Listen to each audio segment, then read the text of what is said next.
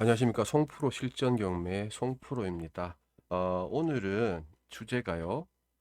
선순위 수문 임차인 문제예요. 선순위 수문 임차인. 이 수문이라는 표현이 뭔지, 그리고 선순위 임차인과 뭐가 다른지 한번 살펴보면서 이 사건 짚어보도록 하겠습니다. 자, 오늘 사건은요. 강남구 청담동에 소재한 청담 2차 이편한 세상 아파트가 되겠습니다. 해당 층은 10층이고요. 전용 면적이 113제곱미터입니다. 여러분들 아시죠? 경매에서는 이 분양 면적을 표시하지 않고 전용 면적을 표시합니다. 그래서 전용 34.25평, 그리고 분양 면적으로는 41.74호인데 한 42평쯤 되나 봅니다. 자, 그리고 사건 번호는 이사 타경의 106052. 감정가는요 23억입니다. 23억. 그리고 지난 9월 4일 날 1차 기일이 있었어요. 그때 23억에 1차 경매를 진행을 했고요. 24년 10월 23일, 아직 오늘이 10월 1일이니까 이제 앞으로 진행이 되겠죠. 2차 기일이 잡혔어요. 최저 금액은 18억 4천만 원입니다. 근데 여기서 한 번 더 유찰이 된다면 이 금액도 굉장히 매력이 있는 가격인데, 한 번 더 유찰될 확률이 굉장히 높습니다. 그 이유는 이따 보시고요. 자, 한 번 더 유찰이 된다면 14억 7,200만 원입니다. 이미 기일도 11월 24일로 잡혀 있습니다. 최근 실거래를 살펴보니까 24년 4월에 9층 24억에 거래가 되었습니다. 그리고 24년 5월에 3층인데요. 22억 9천에 거래가 되었습니다. 이 두 건을 봤을 때 23억이라는 감정가는 타당해 보입니다. 그리고 말소 기준, 매각 물건 명세서에 표시되어 있는 말소 기준이 되는 최선순위 권리는 24년 4월 10일에 설정된 근저당권입니다. 근데요, 이 아파트에 임차인이 계십니다. 임차인. 이분은요, 22년 7월 21일에 전입을 하셨어요. 그리고 전입을 했고, 거주를 하면 당연히 대항력이 생깁니다. 자, 전입신고 날짜가 22년 7월 21일이니까 최선순위 권리인 저당권보다 빠른 날 전입을 하셨어요. 우리는 이런 분을 선순위 임차인이라고 합니다. 그런데요, 확정일자는 미상이래요. 미상. 미상이 무슨 뜻인가요? 이분이 확정일자를 안 받았다는 뜻인가요? 아니면 경매 법정에서 알 수가 없다는 내용입니까? 알 수가 없다는 내용입니다. 왜요? 이 임차인이 배당 요구, 즉 권리 신고를 안 했기 때문에 법원에서는 확정일자 조사를 하지 않습니다. 이 확정일자 효력이 뭔가요? 후순위 권리자보다 먼저 배당받는 권리입니다. 확정일자는. 근데 배당 요구를 안 했기 때문에 확정일자를 조사할 필요가 없다는 거죠. 그래서 여기에 경매정보지에는 확정일자 미상으로 기록이 됩니다. 추측건데, 이분이 만약에 보증금이 많이 있다면 확정일자를 받지 않았을까 조심스럽게 추측을 좀 해보는데요. 그러니까 배당 요구 종기가 24년 6월 11일인데, 이분은 전입 신고만 하고 선순위 임차인의 지위만 유지한 채 권리 신고를 안 한 그런 상태입니다. 자, 권리 신고를 안 했으니까 선순위 수문 임차인이라고 표현을 하겠습니다. 이 수문 임차인이라는 게 뭐예요? 배당 요구를 권리 신고를 안 했기 때문에 보증금 내역을 알 수 없다는 거예요. 그러면 입찰자가 이 아파트가 마음에 들고 금액이 매력이 있어서 입찰을 하고자 하는데, 이 선순위 임차인의 보증금을 인수를 해야 되니까 이 보증금이 표시가 되어 있으면 그 금액만큼 안고 가는 거니까 입찰을 준비함에 있어서 금액 산정하기가 편하겠죠. 그런데 이 아파트가 마음에 드는데 입찰을 하고 싶은데 내가 또 알아야 되는 보증금이 얼마인지 모르는 거예요. 그래서 이런 분을 선순위 수문 임차인이라고 표현을 합니다. 그럼 도대체 낙찰자가 얼마를 인수를 해야 돼요? 보증금을? 그게 관건이죠. 이 사건에서. 이런 사건을 우리가 만나게 되면 사실 좀 어렵습니다.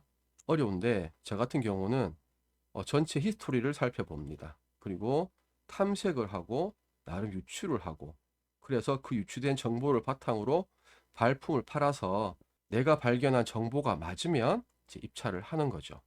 그런 순서대로 하니까 여러분들도 오늘 이 사건 보시면서 숨은 임차인은 어떻게 그 보증금을 찾아야 되는지 저와 함께 그 과정을 한번 짚어보시죠. 자, 경매 정문 옥션원 사이트에 들어와 있습니다. 참고로 대구 경북권은요, 필요하신 분은 제 영상 아래 설명란에 제 연락처가 있으니까 거기에 댓글 다시거나 연락을 주시면 60일 무료 이용권을 드릴 수 있으니까 많이 활용들 해주시기 바랍니다.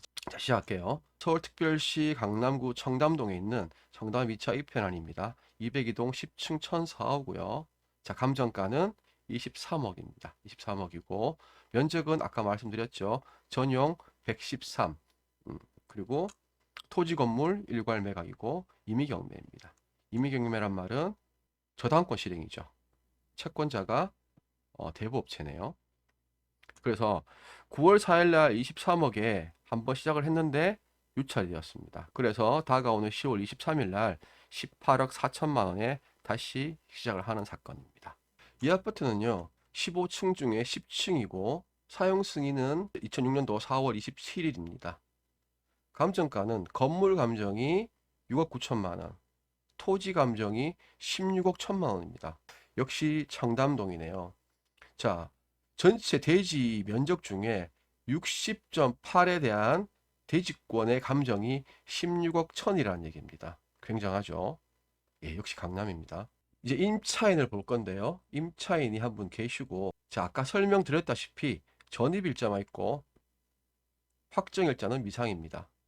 배당 요구 또한 없습니다. 그래서 권리 신고가 없기 때문에 보증과 차임을 알 수가 없는 겁니다. 배당금도 없습니다. 왜? 배당 요구 안 했으니까 배당해 줄 이유가 없죠. 경매법정에서. 자, 근데 기타에 보니까 매물 현황서상 전, 현황서상 전, 무슨 말인지 모르겠어요. 24년 1월 4일이란 말이 나옵니다. 잠깐 보겠어요. 현황조사관이 현장 조사를 나갔는데요. 여기 보면 이게 어떻게 해서 전입 날짜가 24년 1월로 기록이 되어 있는지 모르겠습니다. 현황조사를 나간 현황조사관이 전입일자를 24년 1월 14일로 표기를 했어요. 그러면 이상하죠. 말소 기준이 되는 저당권보다 24년 1월이면 후순위 임차인이죠. 이러면 대박이에요. 이게 맞다면 24년 1월 달에 전입을 하셨다면 이건 대박입니다. 그래서 조사를 좀 더 해보니까 경매 입찰 전에 반드시 봐야 될 서류가 여러 가지가 있지만 그래도 가장 중요한 게 이 매각 물건 명세서입니다. 제가 많이 강조하죠. 자, 보시면 여기에 23년 4월 10일 근저당권이 말소 기준으로 표시가 되어 있어요. 그런데 여기에는 전입일자가 22년 7월 21일로 표시가 되어 있습니다. 그러면 현황조사서와 매각 물건 명세서가 내용이 다르면 여러분은 뭘 믿으셔야 됩니까? 당연히 매각 물건 명세서를 믿으셔야 됩니다. 매각 물건 명세서가 잘못되면 경매가 취소될 수도 있습니다. 또는 새로 시작할 수도 있습니다. 그래서 일단 이 매각 물건 명세서를 믿으시고 23년 4월 10일보다는 빠른 날 전입을 했다. 이렇게 이해하시면 될 것 같습니다. 자, 다시 임차인 현황과 등기부를 보니까 말소 기준이 되는 선순위 건저당 최우선 설정 권리보다는 뭐 다 말소되는 권리라서 그 밑으로는 신경 쓸 게 없을 것 같아요. 그러면 이 사건에서 가장 우리가 조사해야 될 부분은 뭐냐 하면 이 임차인의 보증금이 얼마냐, 숨은 보증금이 얼마냐, 그게 이 사건의 핵심이 되겠습니다. 자, 이제 그 등기부를 보면서 히스토리를 한번 따라가 보겠습니다. 17년 2월 13일 날 계약을 하셨고 17년 6월 30일 날 잔금을 하신 것 같아요. 잔금하면서 소유권 이전하셨고 그 당시에 거래가액이 총 11억 2천만 원이었습니다. 그리고 2-1 해서 주소가 바뀝니다. 소유자가 청담동 아이파크에 그 당시 계약 당시에 살았는데 17년 6월 30일 날 잔금을 하고 우리 목적물인 이 편한 세상에는 거주를 안 하신 것 같아요. 18년 6월 22일 날 주소가 바뀝니다. 등기 명의인의 표시 변경을 해서 보니까 같은 청담동에 레미안으로 이사를 가셨네요. 그러면 이 편안으로 이사 오지는 않았죠. 또 22년 9월 13일 날 또 이사를 가십니다. 압구정동으로 가세요. 자, 여기에서 우리가 유추해 볼 게 있습니다. 17년 6월 30일 날 잔금을 하고 내가 이 아파트에 살 거였으면 주소 변경이 어떻게 해요? 이 편안으로 바뀌었어야 되죠. 그쵸? 그런데 이 편안으로는 한 번도 주소가 바뀐 적이 없습니다. 여기서 우리가 뭘 유추해 볼 수 있을까요? 매입 당시에 임차인이 있을 수도 있겠구나. 자, 여기까지 우리가 유추를 하고 17년 6월 30일로 다시 한번 돌아가 보겠습니다. 자, 청담동은요, 투기 지역이면서 투기 과열지구이고 조정 대상 지역입니다. 자, 17년 6월 30일 당시에는 강남구가 조정 대상 지역이 아니었어요. 무슨 말이냐?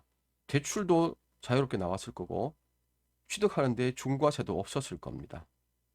그리고 지정은 9월 6일 날 지정이 됐지만 소급해서 8월 3일부터 적용을 했다 하더라도 6월 30일에 취득하는 데는 별 문제가 없었어요. 그리고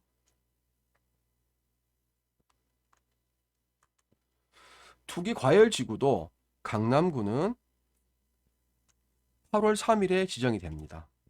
그러니까 대출에도 별 제약이 없었다고 저는 판단을 합니다. 그 당시에. 자, 다시 등기부 을구를 보겠습니다. 을구. 최초에 이 아파트의 저당권이 설정된 게 20년 5월 8일입니다. 그러면 20년 5월 8일 이전에는 대출이 없었다는 얘기죠. 그럼 아까 거래 금액이 11억 2천만 원이었는데 이분은 현금 부자인가 봅니다. 매입 당시에 대출 없이 매입을 했으니까 아주 현금이 많은 분이거나 아니면 전세 임차인을 끼고 투자한 갭 투자일 확률이 높다는 생각이 듭니다. 그리고 조금 이상한 게 20년 5월 8일 날 5억 4천을 채권 최고액을 해서 대출을 일으키는데요. 저당권자가 저축은행입니다. 다시 말해서 20년 5월 8일은 강남이 어떻습니까? 조정 대상이고 투기 과열지구죠. 그러면 대출이 안 나올 확률이 높겠죠. 본인 집이 한 채 있다면, 사는 집이.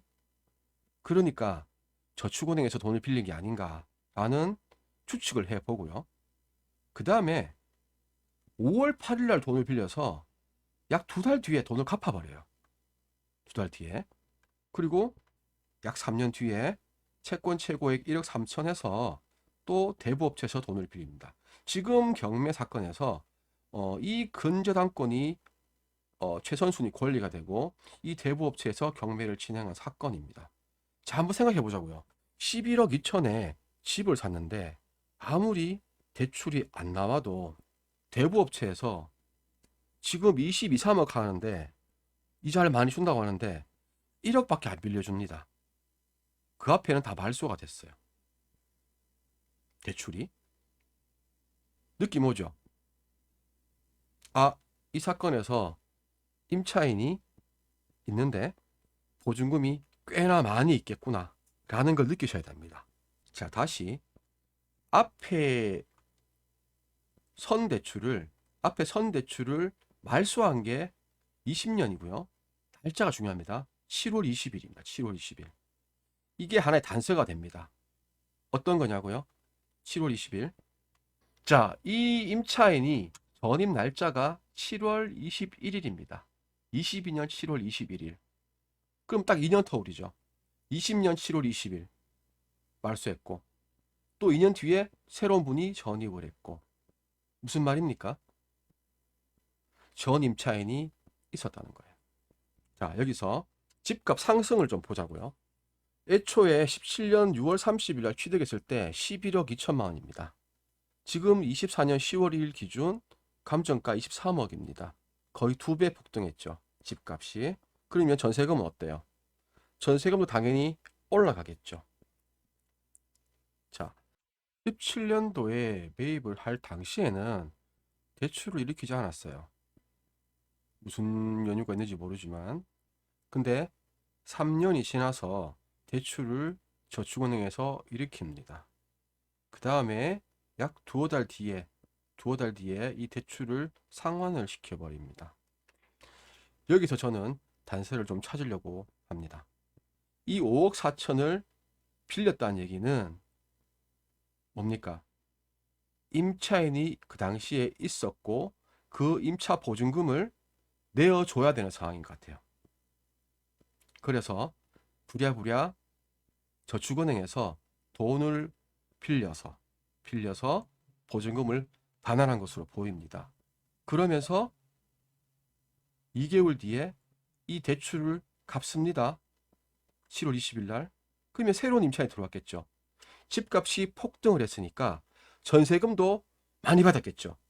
얼마인지 모르지만 그런 추리를 해볼 수가 있습니다. 그럼 전세 보증금을 받아서 선순위 임차인이 되고 그 보증금을 받아서 이 대출을 상환한 거죠. 자, 그리고 22년 7월 달이 돼가지고 2년 뒤에 지금의 임차인이 나타난 거예요. 지금의 임차인이. 그러면 지금의 임차인이 보증금이 얼마인지 모르지만 이 보증금을 받아서 전 임차인한테 보증금 반환을 했을 가능성이 크다는 얘기죠. 그러면 유추해 보건대 이 임차인은 이 보증금이 상당할 걸로 보여집니다. 어찌됐건 이 임차인의 숨은 보증금이 저희가 지금 찾고자 하는 부분인데요. 뭐 많은 분들은 대부업체 가면 알려주지 않을까? 네, 그럴 수 있습니다. 대부업체에서 애초에 돈을 빌려줄 때 임차권을 확인하고 돈을 빌려주는 거 맞습니다. 근데 전화상 얘기를 하면 잘 알려주지 않아요. 이 회사가 어디에 있는 회사인지 모르겠지만 직접 찾아가시는 게 좋을 겁니다. 두 번째, 임차인을 만나는 방법이 있어요. 임차인을 찾아가서 기다렸다가 만나서 자세한 얘기를 좀 전해 듣고 계약서를 확인하고 하는 방법도 있습니다. 그러니까 이거는 발품의 개념이죠. 손품이 아니라. 오늘은 제가 이제 손품을 팔아서 할 건데 이 두 가지는 기본적으로 하는 방법들이니까 크게 이설이 없습니다. 전 좀 다르게 접근해 보겠습니다. 자, 제가 접근하는 방식은 주택임대차 계약 신고제라는 걸 조금 제가 활용을 합니다. 이게 뭐냐면 일정 금액 이상이 되면 임대인이나 임차인이나 중개사가 신고를 하게끔 하는 그런 제도입니다. 국토부 실거래 시스템에 접속을 해서 신고하는 제도. 혹시나 이 임차인이 금액이 상당하면 저는 월세 신고하지 않았을까? 라는 추측을 좀 해보면서 접근을 한번 해볼게요. 보증금 및 월차임을 신고하라고 되어 있습니다. 보증금 및 월차임을. 자, 그럼 숨은 임차인이 상당한 금액의 보증금을 지불했다면 중개사분이 하셨든 본인 임차인이 하셨든 이 보증금 및 차임을 신고하지 않았을까라는 한번 추측을 해봅니다. 자, 이제는 저희가 찾고자 하는 건 뭐죠? 22년 당시 7월 당시에 지금 임차인이 전입을 할 당시에 전세 보증금이 얼마 정도 했는지가 중요하거든요. 자, 여기에서 전세로 바꾸고 우리 목적물의 면적이 113이죠. 자, 22년 7월로 가봅니다. 자, 여기 하나 나오네요. 22년 6월 달에 6월 21일 날 계약을 체결하고 임대차 신고를 하고 전입은 한 달 뒤인 잔금 치르는 날 7월 21일에 전입 신고를 한 것으로 보여집니다. 이 평수에 6월 달에 임대차 신고된 거는 딱 한 건 있습니다. 10층이죠. 13억. 지금 해당 목적물이 10층이죠. 자, 여기서 저희는 유출을 할 수가 있다는 겁니다. 자, 또 그리고 2년 전으로 한번 돌아가 보겠습니다. 2년 전, 2020년에 또 10층이 거래된 게 있습니다. 날짜는 7월 3일입니다. 6월 21일, 7월 3일. 뭔가 개연성이 좀 있어 보이지 않습니까? 이 당시에 거래 금액이 12억입니다. 12억. 그러면 매입했을 당시로 한번 가보겠습니다. 17년 6월 30일이니까 잔금하는 날 계약을 했네요. 그러면 임차인을 맞추어서 잔금한 케이스가 될 수도 있습니다. 물론 추측입니다만은 날짜가 6월 30일, 7월 3일, 6월 21일. 뭔가 좀 개연성이 상당해 보입니다. 그러면 집을 살 때 8억 5천 전세를 끼고 세를 놓고 있다가 20년 7월 3일 날 갈아타죠, 임차인을. 그럼 8억 5천에서 12억으로 껑충 뛰었습니다. 그러면서 이 12억을 받아서 대출 상환을 하는 거죠. 제 추측에 의하면. 그 다음 2년 뒤에 현 임차인, 현재 숨은 임차인한테 13억을 받고 이 보증금을 내주는 겁니다. 제 스토리는 그런데요. 여러분 생각은 어떻습니까? 자, 물론 다른 집이라 하더라도 이 당시에 전세가는 이 정도 했겠거니 그러면 최대한 전세 보증금을 내가 딴다고 가정을 해도 13억 전후로 내가 안고 가야 되는구나 라는 생각을 할 수 있는 겁니다. 자, 다시 경매 정보지로 돌아왔습니다. 일단은 저희가 방금 조사한 바에 의하면 보증금이 13억 가량 있겠거니 어렴풋이 추정을 할 수 있습니다. 그러면 자, 질문. 23억짜리 아파트를 팔아서 저당권을 말소시키면 되는 거 아니냐? 라고 생각할 수 있는데 밑에 보니까 이분이 무슨 일을 하시는지 모르겠지만 소유자가, 채무자가 대전지방검찰청에서 24억이라는 돈이 추징 보전되었습니다. 다시 말해서 추징 보전하기 위해서 가압류가 걸렸다는 얘기입니다. 팔고 싶어도 못 판다는 얘기입니다. 어떻습니까, 여러분? 어느 정도 납득이 가십니까? 자, 여기까지는 저희가 흔히 얘기하는 손품입니다. 손품. 이제 이 정도 파악을 하셨으니 뭐 하셔야 돼요? 발품 팔아야 돼요.